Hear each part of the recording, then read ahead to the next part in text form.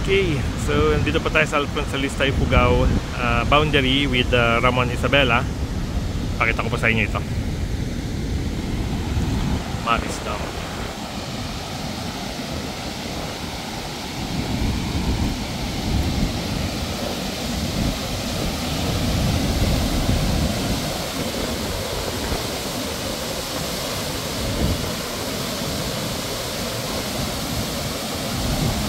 Ito po yung aftermath ng Typhoon Yuan. Bali, pinakawalan po nila lahat ng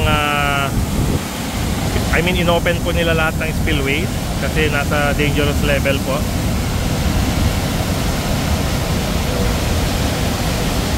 Normally po kapag mga after ng bagyo at tumaas ng todo yung tubig, ginagawa po ito ng mga dams para mag-release ng tubig para po maprotektahan yung dam, hindi mag-over capacity. Pag nakikita nyo po ito sa actual, ibang iba po yung itsura.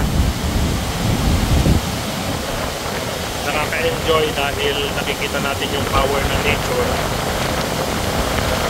parang nature in action. At the same time, nakakatakot po yung power na kayang idulot ng tubig.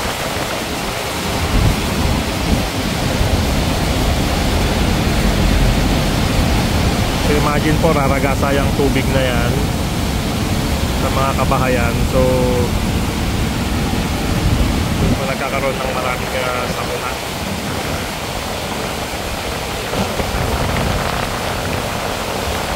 Pero itong tubig po na ito, part ng Maris is Magat River Irrigation System. Yan po yung tubig na pupunta sa mga irrigation canals natin para patubig sa mga palayan. Kaya lang, ang nangyayari po pag ganitong biglaan at hindi ma-accommodate ng mga rivers natin, doon po nagkakaroon ng mga flash floods, biglang pagtaas ng tubig. So yung mga low-lying areas ng mga kababayan natin, sila po ang unang naapektuhan. So keep safe lang po, maganda lagi. And normally bago po nagre-release ng ganito kalaking volume ng water itong mga dams, naabisuhan naman po yung mga bayan na magpapakawala sila ng tubig. Okay?